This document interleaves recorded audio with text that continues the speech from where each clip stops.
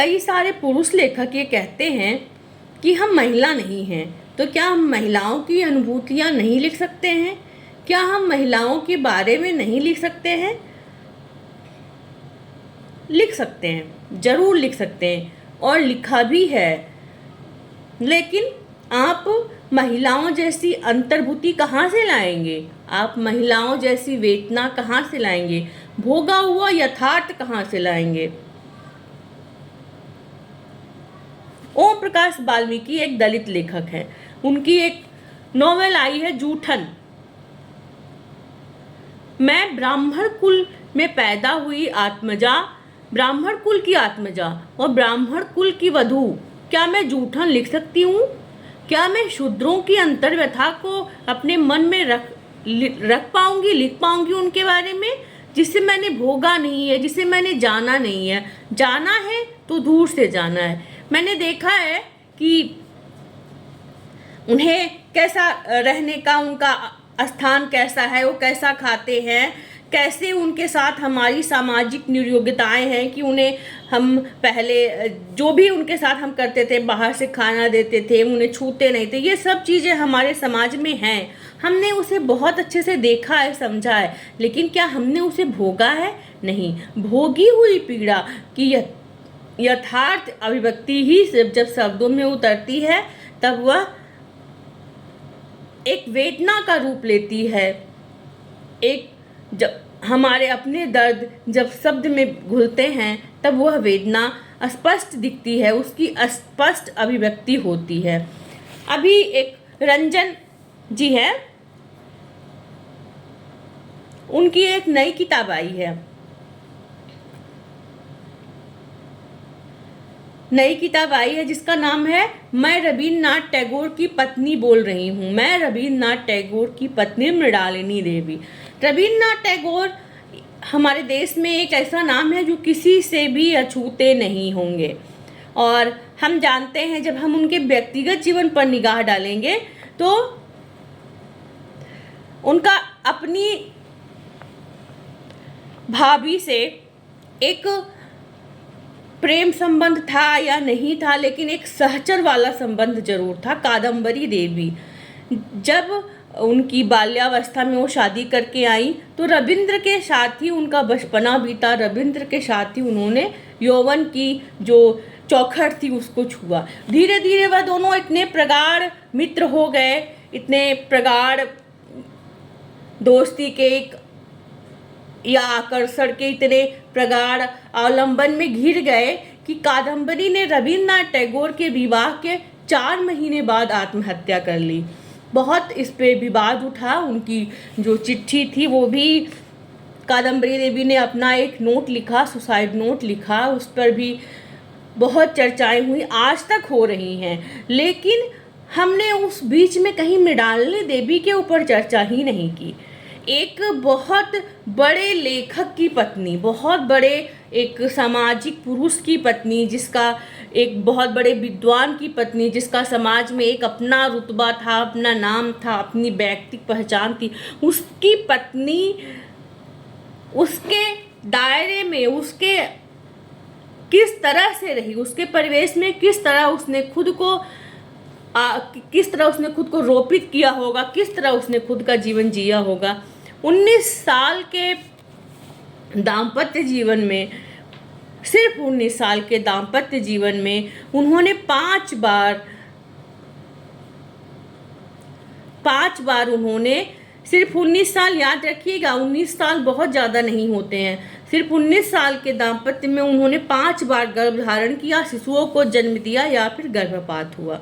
तो आप समझिए कि वह स्त्री कितनी बार तो सिर्फ इसी में रही कि उसने बच्चे जन्म दिए, बच्चे पाले और बच्चे बड़े किए, फिर दूसरी बार वो तैयार हुई, दूसरी बार उसने खुद को तैयार रखा कि मुझे फिर से दूसरे बच्चे को जन्म देना है। तो उसे तो समय ही नहीं मिला होगा कि वह कभी अपने बारे में सोच पाए, समझ पाए, और अगर सोचती भी रही होगी, समझती भी रही होगी, तो अपनी अंतर्व्यथा किससे कहती। गौतम बुद्ध अपनी पत्नी को छोड़ के चले गए, अपने बेटे को छोड़ के चले गए। एक स्त्री अगर गौतम बुद्ध होती, गौतम बुद्ध की जगह उनकी पत्नी यशोधरा अगर अपने पति और अपने बेटे को छोड़ के जाती तो आप सबसे पहले उसके ऊपर क्या आरोप लगाते? आप सबसे पहले कहते कि उसका चरित्र अच्छा नहीं था, आप उसे कतई देवता नहीं बनने देते। आप कहते कि उनका चरित्र अच्छा नहीं था, वो अपने बच्चों को छोड़ के चली गई। स्त्री की जितनी भी स्त्री के साथ नियोग्यताएं जुड़ी हैं, जितने भी स्त्री के साथ बंधन जुड़े हैं, उसके शरीर के मापदंडों पर ही जुड़े हैं कि वह उसको समाज ने सिर्फ एक शरीर माना है। समाज से शरीर से ऊपर उसका कोई वजूद ही नहीं है। वह शरीर से पैदा होती है और शरीर पे ख़त्म हो जाती है। और एक दूसरी बात जो ये है कि फिर भी बात में पुरुष महिला को ला लेता है। किसी से दो पुरुषों से थोड़ी सी बहस हुई, झड़प हुई तो क्या करेंगे? वह एक दूसरे की माँ बहन को गालियाँ देंगे। बेशक बदलाव हो रहा है, नए बदलाव के हम कायल भी हैं, उदाहरण भी हैं। नया बदलाव आ रहा है, हमारी आवाज़ सुनी जा रही है, हमारी आवाज़ समझी जा रही है, मगर फिर भी इन आवाज़ों में भी हमारी वो आवाज़ नहीं निकल पा रही है जो खुलकर निकलनी चाहिए थी, जो बिना किसी दबाव के, बिना किसी प्रेशर के निकलनी चाहिए थी। वह आवाज़ कहीं गुम सी है। स्त्रियां हर तरह से, कल मैंने एक कहानी पढ़ी प्रेमचंद्र जी की। देखिए, साहित्य जो है वो हमेशा अपने समाज का दर्पण है, ये ऐसे ही नहीं कहा गया है। क्योंकि जब मान लीजिए कि प्रेमचंद, रेणु, शेक्सपियर, ये सब एक बहुत महान कवि होंगे, हमारे पूर्वज थे और बहुत महान कवि होंगे, लेकिन क्या हम आज उनको इस धरती पर उनकी जो रचनाएं हैं उनको समीचीन मानते हैं? कल मैंने प्रेमचंद की एक कहानी पढ़ी, शांति में एक ऐसा एक पिता है जो मर जाता है, उसकी विधवा और उसकी पुत्री रह जाती है। पुत्री का नाम सुनीता है। माँ किसी तरह से व्यवस्था करके, जैसे हमारे आम समाजों में, समुदायों में होता है, आज भी होता है, किसी तरह से उसकी व्यवस्था करती है। 10वीं पास करते करते उसकी शादी कर दी जाती है। जिस समाज में वह ब्याही जाती है, उस समाज में जो उसका पति है वह और उसके बीच एक वैचारिक मतभेद होता है। क्यों? क्योंकि उसका पति दूसरी प्रवृत्ति का है और वह दूसरी प्रवृत्ति की है। वह थोड़ी स्वाभिमानी है, वह अपने आप को जल्दी झुकाना नहीं जानती।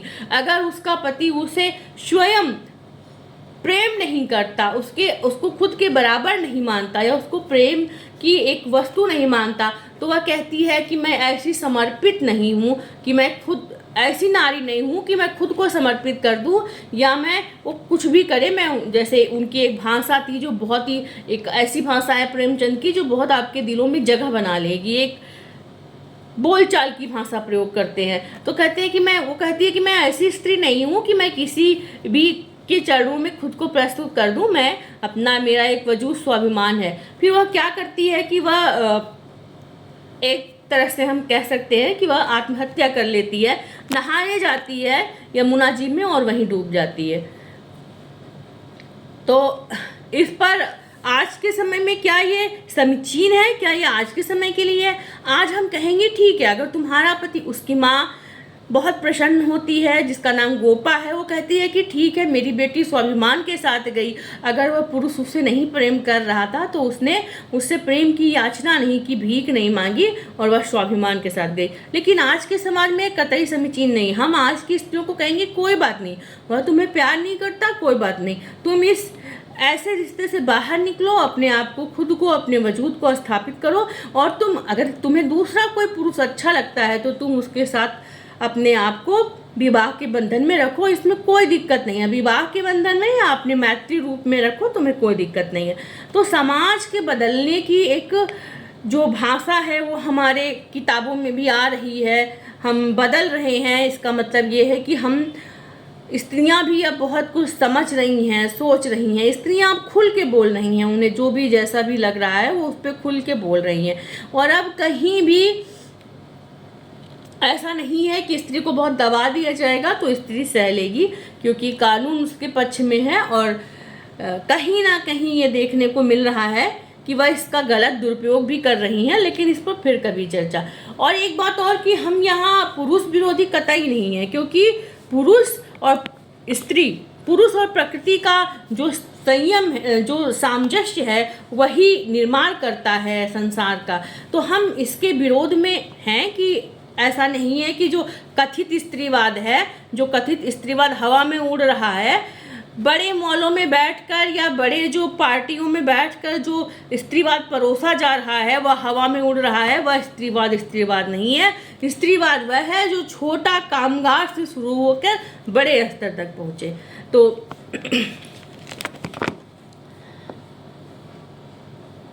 हम कहते हैं कि अगर एक स्त्री को पति ने धोखा दिया तो उसका पिता, भाई या कोई भी ऐसा रक्षक है जो उसके साथ खड़ा रहेगा, जो उसके हर बात में उसके साथ रहेगा। तो कतई ऐसा नहीं है कि स्त्री और पुरुष विरोधी हैं और एक दूसरे के सामंजस्य से ही समाज का निर्माण करते हैं। लेकिन जो बंधन आरोपित किए गए हैं हम उसकी बात करते हैं। अगर आप ज़्यादा पुरानी बात नहीं है, अब आप 10 साल पहले चले जाइए या अभी भी आप थोड़ा सा पीछे जाइए तो आपको पर्दा मिलेगा। तो आपने कभी किसी स्त्री को किवाड़ों की झरोखों से देखते हुए देखा होगा, कि आपने देखा होगा कि कोई मेहमान आया और स्त्रियां देख रही हैं कि कौन आया है, तो किवाड़ की झरोखों से देख रही हैं। तो और इसको क्या हम कहते हैं, इसको हम सुसंस्कृति का नाम देते हैं। अभी भी जब बड़े घरों में, बड़े ड्राइंग रूमों में मेहमान आते हैं तो घर के पर्दे गिरा दिए जाते हैं कि स्त्रियां ना देखें या वो स्त्रियों को ना देखें या स्त्रियों को पता ना चले कि कौन आया है। उनका काम बस मेहमानों की मेहमानबाजी है, वो अच्छे से चाय पानी परोसे और उसको पुरुष वर्ग उनको इतने तक ही सीमित रखता है। तो यही एक बात कहना चाहती हूँ मैं अपने एक कविता के माध्यम से, सावन के झरोखे से। आपको पसंद आए, आपको अपने से संदर्भित लगे, आपको ऐसा लगे कि आपकी अपनी बात कही जा रही है, तो इसको प्लीज़ आप मुझे बताइएगा किसी भी माध्यम से, जो माध्यम आपको समझ में आता है। और ठीक इसके साथ ही कि हम बी पॉजिटिव हैं, हम कह रहे हैं कि सकारात्मक रूप भी हुआ है, समाज बदला भी है। हमारी दादी स्कूल नहीं गई, हमारी माँ स्कूल गई, हम कॉलेज में गए और हमारी बेटियां चाँद तक जा रही हैं। यही बदलाव है। क्रांति एक दिन में आती है पर रुकती नहीं है, बदलाव धीरे धीरे आता है पर वह लोगों के दिलों में अपनी जगह बनाता है। जो नारे लिखे रहते थे दीवालों पे, दो बच्चे हमारे, या हम दो हमारे दो ही बच्चे अच्छे, वह आज उन नारों की ज़रूरत नहीं रह गई है। आज वह लोगों के दिलों में घर बना के चल रहे हैं, वह आज लोगों के मन पे लिख उठे हैं। चाहे वह समाज की ज़रूरत हो, चाहे वह व्यवस्था की ज़रूरत हो, लेकिन आज वह नारे हमारे अंदर बैठ गए हैं। फिलहाल छोटी सी कविता है और आप मुझे बताइएगा ज़रूर, सावन के झरोखे से।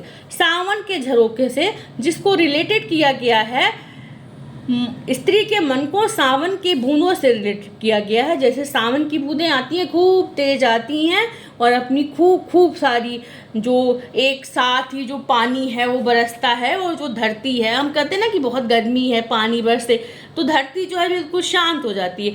ऐसे ही पुरुष समाज कभी स्त्री को, पुरुष समाज का मतलब ये है कि पूरा समाज कभी स्त्री के ऊपर आरोपित किए गए बंधनों को समझे जो उसने अपने मन के द्वारा भी उन पे लगा रखे हैं। तो देखे कि स्त्री का मन कितना उन्मुक्त हो जाए, जो वह भी कभी जो है खुद को एक उन्मुक्त वातावरण में अपनी जो और क्षमताएं हैं उसको विकसित कर सके। सावन के झरोखे से कुछ बूंद टपक पड़ी, सावन के झरोखे से कुछ बूंद टपक पड़ी, मन के सूखे कोनों पर, मन के सूखे कोनों पर नाच उठा मन स्त्री का, नाच उठा मन स्त्री का। 24 घंटे बरखा बरसे, 24 घंटे बरसा बरखे, 24 घंटे मन भी तरसे, 24 घंटे मन भी तरसे। कुछ बूंदें अनायास गिर गईं, कुछ बूंदें अनायास गिर गईं अंतस के कोनों में। कल सांझ ही जैसे खुले हो किवाड़ बसोड़े के, कल सांझ ही जैसे खुले हो किवाड़ बसोड़ों के। बंद मन की तड़प जगी, बंद मन की तड़प जगी हो पानी के बूंदों से, बंद मन की तड़प जगी हो पानी के बूंदों से, बरखो बदरा झूम झूम, बरखो बदरा झूम झूम, मन मेरा नाचे तन मेरा नाचे, खोल बेड़िया, खोल बेड़िया मिटा वहम, खोल बेड़िया मिटा वहम, तू तोड़ बेड़ियां, तू तोड़ बेड़ियां, ताकि जीवन की हर दोपहरी सांझ ना बन जाए, ताकि जीवन की हर दोपहरी सांझ ना बन जाए। हर मन उन्मुक्त हंसे, हर मन उन्मुक्त हंसे, चांदनी रात उजली लगे, चांदनी रात उजली लगे, और स्त्री चांदनी रात उजली लगे, और स्त्री नीले वितान को पी सके, और स्त्री नीले वितान को पी सके। धन्यवाद।